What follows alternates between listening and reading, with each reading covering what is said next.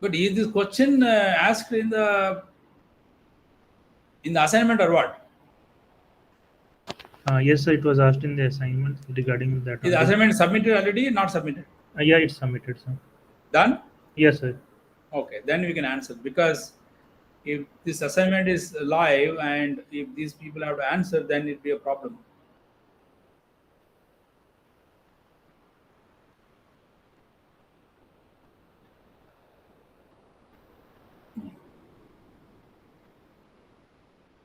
Yeah. Okay.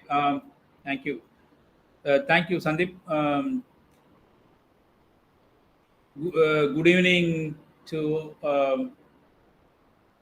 all the participants of this NPTEL live discussion for the course Aqueous Corrosion and Disk Control. Welcome to all of you. And along with me, I have two TAs, Subnit Kumar Roy and Ranjit Ketkar. So I suppose that subsequent to the last live sessions, there are some portions covered in the recorded lectures. So we shall now try to answer your questions if you have any. The first question I received um, today now is from Daulat Sharma. The question is as follows: highest de-alloying is expected for the alloy. The alloys are copper 20 weight percent nickel, copper 20 weight percent zinc, copper 20 weight percent aluminum, and copper 20 weight percent cobalt. Right. So this is the question, and there are about 4 options given to you. Now, how do you solve this particular problem? Okay. To solve this particular problem, you first have to understand what is de-alloying. I think you might have listened to these lectures. The de-alloying essentially means that whenever you have an alloy containing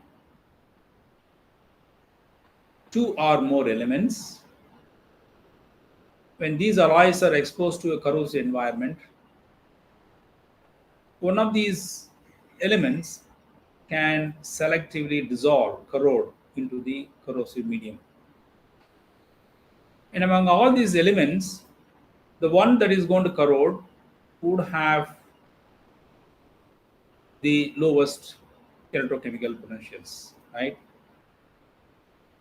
Now we all know about equilibrium potentials, and we do not know actually what is the actual electrochemical potential of an element in alloy, because for an alloy we do not know uh, what is the equilibrium potentials.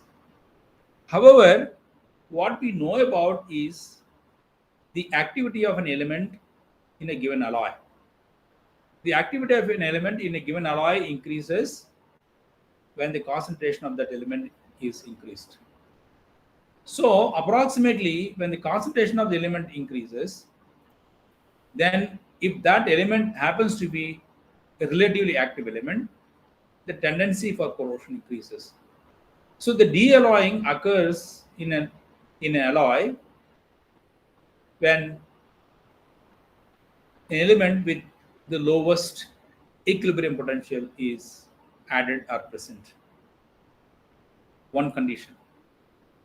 So when you take an element in the electrochemical series, if the element is present at the lowest value or exhibits lowest potential, that element is expected to undergo more corrosion. That is, more the active nature of the element,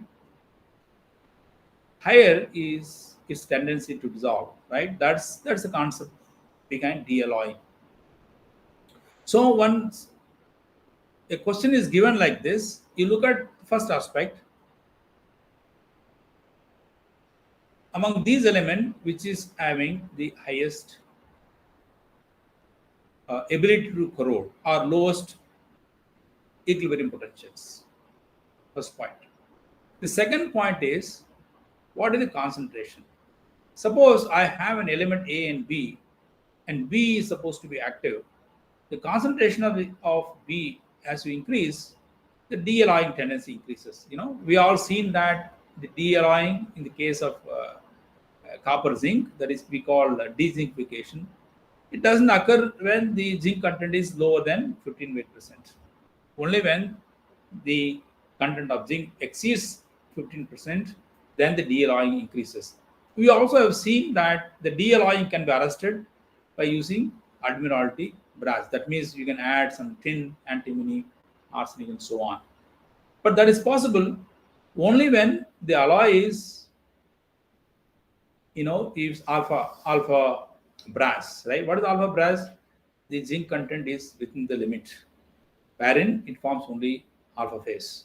If the zinc content is increased significantly, then what happens is that even by adding this tin, antimony, arsenic does not help. So what it means is that the de-alloying will go unabated if the zinc content is very large. To summarize, that the de-alloying tendency of an alloy increases with increase in active character of an element, with increase in the concentration of the element in an alloy. So given these two conditions, you look at these four options. Okay. First, look at the concentration. The concentration given here is the same, right? 28%, 28%, 28%. So we have given almost the same. Okay. Of course, if you want to be a bit more careful, then you have to convert them into atomic percent, and then you need to look at it. So we make it more approximation. Okay. More approximation to that, considering that the concentration is similar. Then what makes the difference? The difference is in terms of reactivity, in terms of the electrochemical potential of these elements. If you take nickel, that is the most noble, then comes cobalt, then comes zinc, then comes aluminum. So given the fact that the concentration of the second element is same in all cases, aluminum would have the highest selective leaching capacity. So the right answer for that is the copper 28% aluminum will show the highest de-alloying among the four alloys shown here. I hope you understood the concept. It's just not the answer. You need to get the concept, because there are numerous number of alloys, and you need to apply these principles to find out what is what can be the problem in any of these alloy systems. Okay, I do hope you understood. If it's not there, please do let me know. Okay, thank you. The other question is about.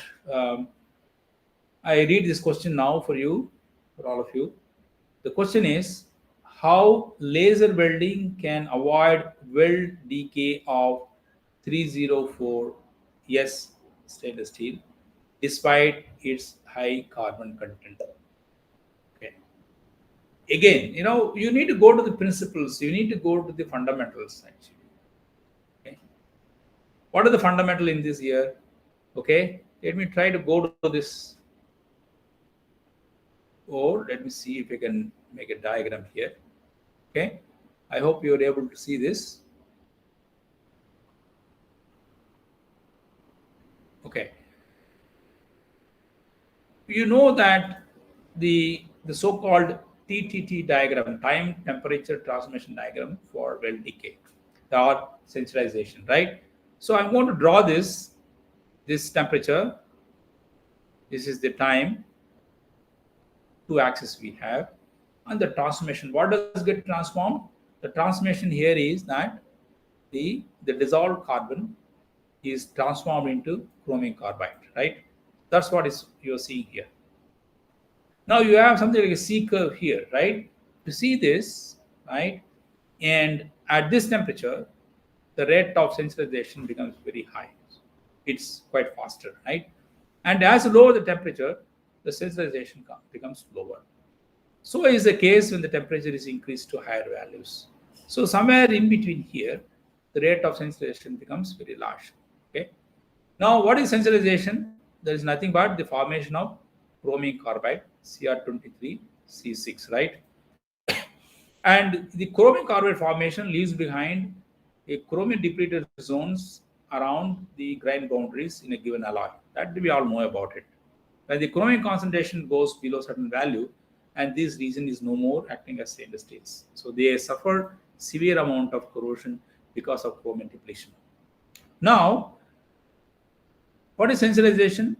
The sensitization is that in a given alloy, the chromium, right, 23 chromium atoms combine with, let's say, 6 atoms of carbon and forms chromium carbide, right? And as a result, there is depletion of chromium along the grain boundaries.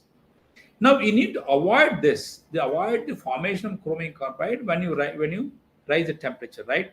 A temperature above this, for example, is stable gamma phase, and chromium carbide is no more stable, right? You need to cool it down fast enough so that it does not get into this region at all, right? So that is what is called as a critical cooling rate that happens at all, right? This is the critical cooling rate that happens, right? Now look at this C curve. The C curve also changes depending upon the carbon content, right? If the carbon content is lower, for example, I label this as C1, a carbon content, and if the carbon content is slightly lower further, let's say C2, and lower even further, like C3, for example, here, right?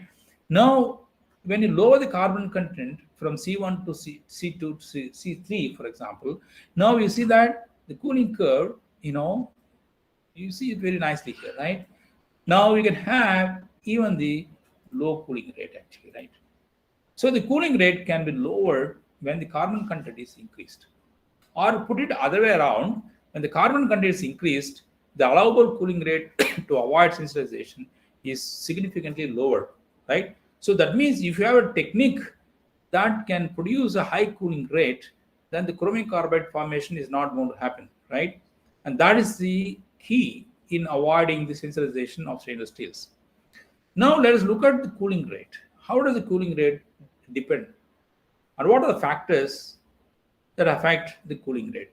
First and foremost is the thermal conductivity of the metal. For example, you heat it and you deposit certain amount of heat given by, let's say, Q value. And if the cooling rate is faster because of high thermal conductivity of the metal, then this curve becomes quite steep.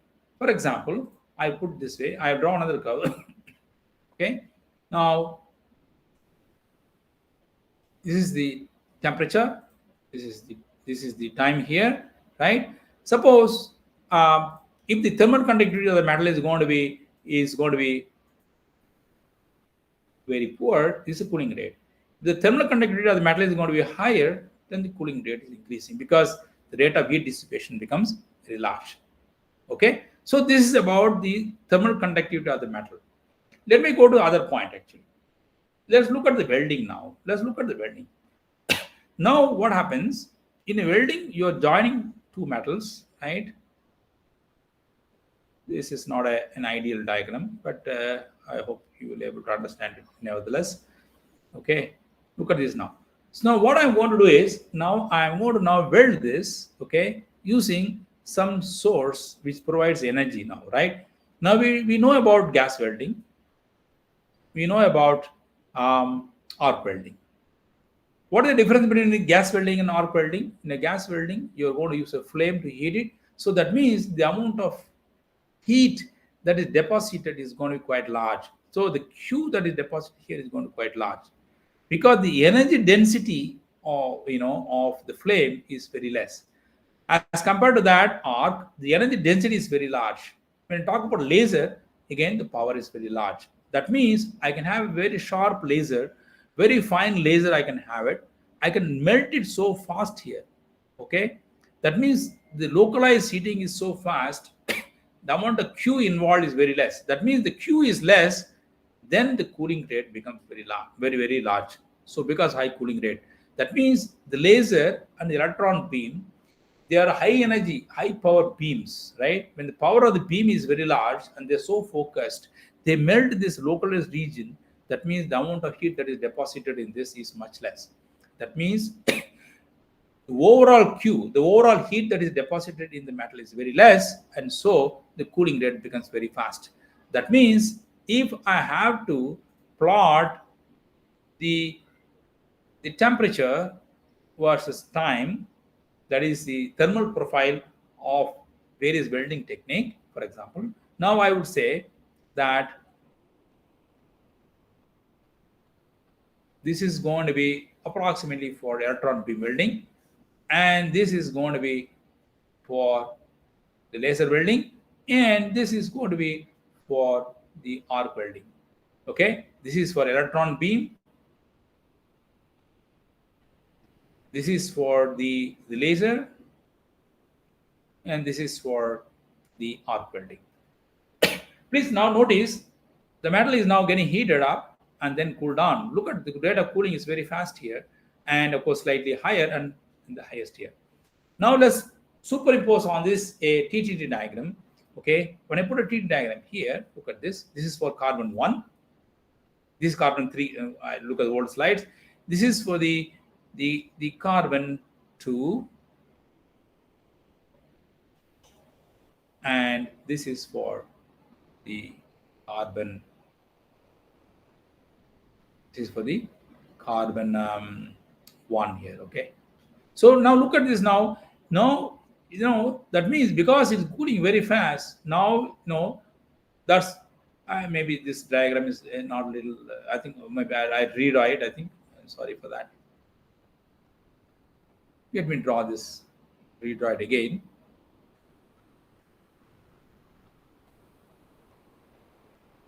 Time. This is the temperature.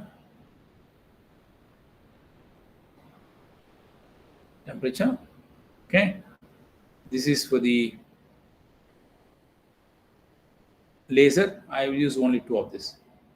This is for the arc welding. Okay, so this is for the carbon 2, and this is for the carbon 1. Okay, so carbon content of 1 is higher than the carbon content 2. You see now here the carbon C2 will not get sensitized in the arc welding, but the C1 will get sensitized for arc welding. But the laser welding, the C1 will not get sensitized, because look at this, the cooling rate is much faster here. Okay, so because of the fast cooling rate that happens in the laser welding, and the chromate carbonate formation is avoided, and so chromate depletion is avoided, and as a consequence the intergranular corrosion or sensitization is not going to take place. So this is basically because of the fast cooling rate. Why fast cooling rate? The energy density is very large, so that means you can melt much faster than what it can happen in a typical arc welding process. I hope you followed it. If you still not, please do let me know. I can explain to it further. Okay. Well, I think there are some interesting questions of, I would say, called as high-level questions actually. Okay, and this is who is the person who has the questions, and the question is, these are the questions: how to confirm the SCC has occurred due to HELP, that is hydrogen enhanced localized plasticity, or hydrogen enhanced decohesion process actually. Okay, well, it is a very interesting and very powerful question. Okay, I suppose first of all you understood the concept. What is mean by HELP? What is mean by aid, HDD mechanism, right? HELP mechanism means hydrogen enhanced localized plasticity. Now we know that the plasticity in metals, right? The deformation in the metals, they occur because of the moment of the dislocation, right? the hydrogen enhances the mobility of the dislocation at a very localized area, not overall, very localized area. That means overall the metal does not deform, but wherever there is a hydrogen surrounding the dislocation, at that portion, the metal slides, and so it becomes a brittle, right? What is HDD mechanism? The HDD mechanism is slightly different. Here in this case, the hydrogen, okay, bonds, put it in a simple manner, okay, bonds with metal. That means the electrons of hydrogen and of metal are getting shared, which means the metal and metal electron sharing bonding is reduced, right? And as a consequence, the bond becomes weak, and so the cracking takes place. Now, how easy to do it? How easy to determine? Okay, what people have done in the help mechanism is very interesting. People have done help mechanism. People have observed in the transmission electron microscope. Okay, now in a typical failure, whether it is help mechanism or aid mechanism, I'll come back to this later. Okay, in the whether there is help mechanism or not, happened or not, how people observed using the transmission electron microscopy. They prepared a very thin foil and you stretch them using a miniaturized micro tensile meter, right? Tensometer. And they look at the number of dislocations present without introducing hydrogen and after introducing hydrogen in the microscope. In the transmission microscope, the transmission electron microscope, to put it more precisely, okay, you can deform it, right? So you find that lots of dislocations are, they're coming very close and close and closer, more, because otherwise, see, a dislocation field interferes with other dislocations, so you can't merge the dislocation, very difficult, huh? So when you have hydrogen, they're coming very, very close to each other, actually, okay? So people have seen the generation of dislocations and the movement of dislocation. For example, the dislocations move for the same stress level. For example, the same stress level, the dislocations move. The other way of proving the help mechanism is indirectly proving the help mechanism is people apply a tensile sample. They apply a tensile load, for example, and hold the sample, hold the load, for example. Okay, when you hold the load constant, I mean, now not hold the load, you hold the strain constant, right? You hold the strain constant, right? Then you do a cathodic charging, wherein you generate hydrogen by applying a negative potential on the metal surface. Then you find that the load falls down. The load falls down when there is hydrogen charge. Why does it fall down?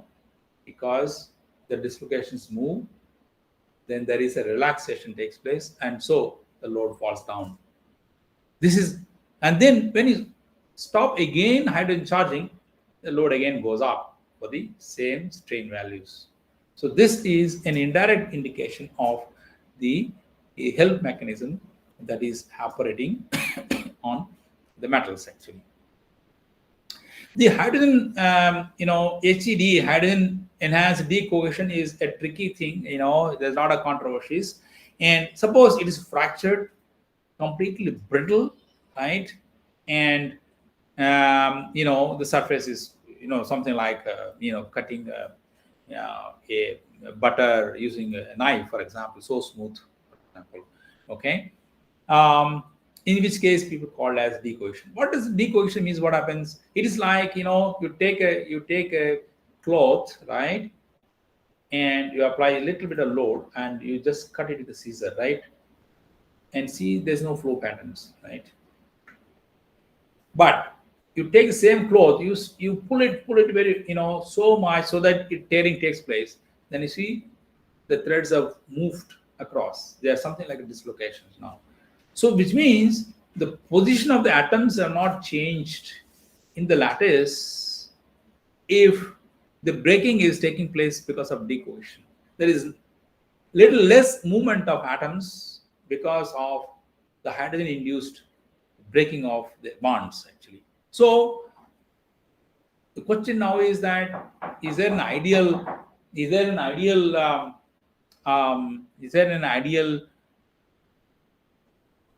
flat surface? Is there, can you say that there is no movement of atom at all?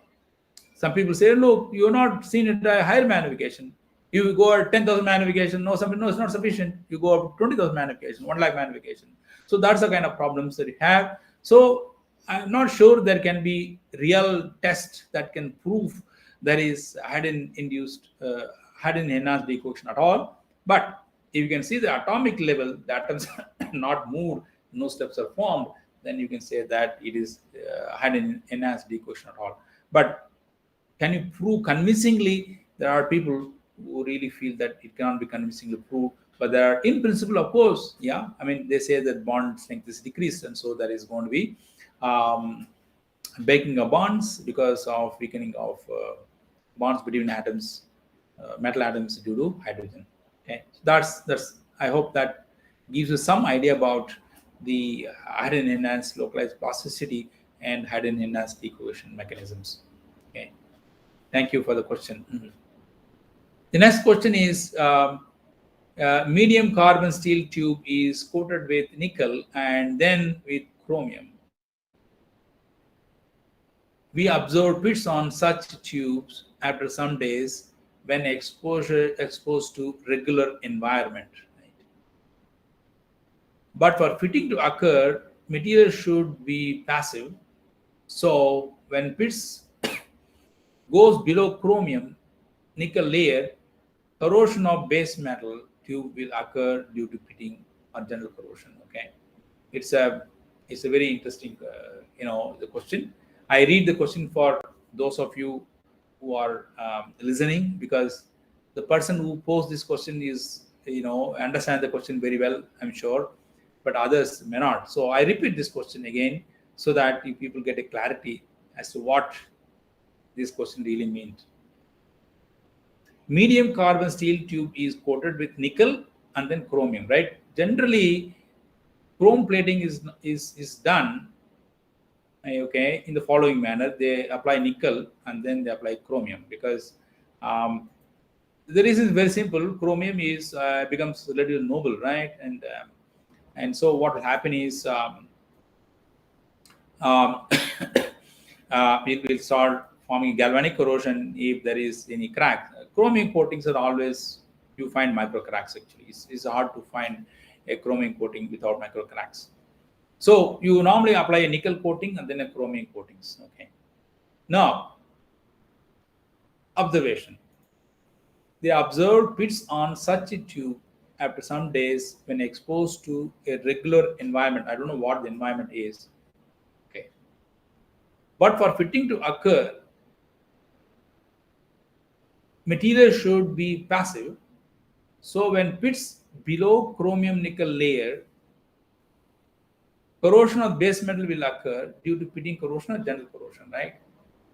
It depends on what way you define this corrosion. You can define this corrosion as a localized corrosion, right? You may call pitting, that's also okay in a sense of it, but it is a localized corrosion, or you may call it galvanic corrosion if you wish, actually, right? Galvanic corrosion occurring at a microscopic level and very, very fine level, right? So what is happening in this case? Probably the thickness of chromium coating is not sufficient.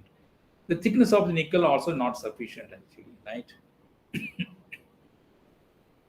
So what is happening now? First of all, the chromium coating gives up. It starts attacking the nickel. The nickel starts corroding. The nickel also starts corroding. Then the base metal is getting exposed. So then there is going to be a strong galvanic interaction between the base metal, which is steel, and the surrounding area, which is going to be cathodic in nature. And you have a large cathodic area and a small anodic area, the corrosion occurs. It is essentially galvanic corrosion, but what happens is that, you are covering the remaining areas with noble metal, right? And only that place there is a the active metal. So it is essentially pitting corrosion, but the mechanism is due to a galvanic corrosion.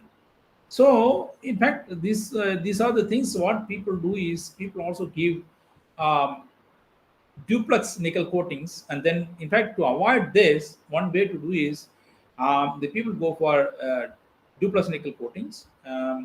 That means, see what probably I don't know, but it's my guess, right? The nickel is a bright nickel, probably, right? It has got some sulfur, maybe, okay, and more active. So what people do is people give a a matte nickel or less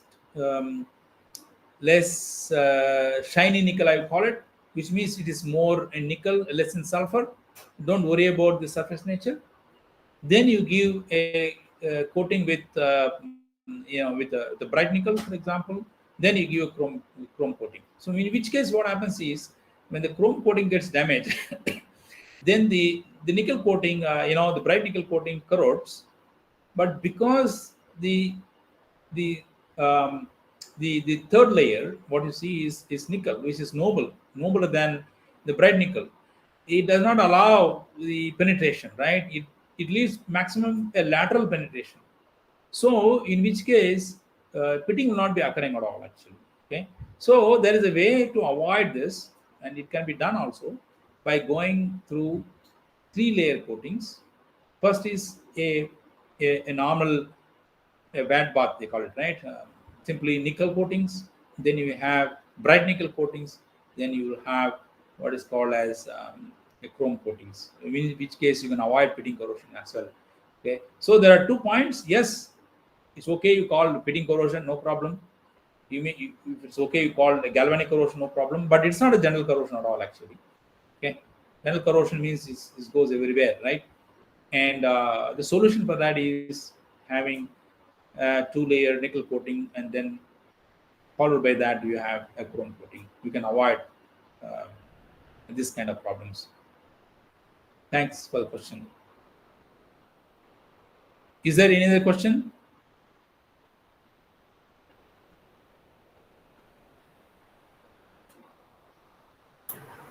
No, sir. Okay, so that's good. So if there are no other questions, I think yeah, thanks for all attending, and thanks for very nice questions indeed. Actually, I hope you people would benefit from this interaction, benefit from this NPTEL online course. Okay, so keep writing to us. Even normal times, you can always communicate to us about your questions. TAs are there. I am there to help you out to understand the subject. Okay. So if there are no more questions, we can now close the meeting. So thanks all of you. Thanks Sandeep from NPTEL. Thanks Subnit and Ranjit, both the TAs, for nicely organizing this live session. Thank you. Thank you, sir. Thank you, Sandeep, sir.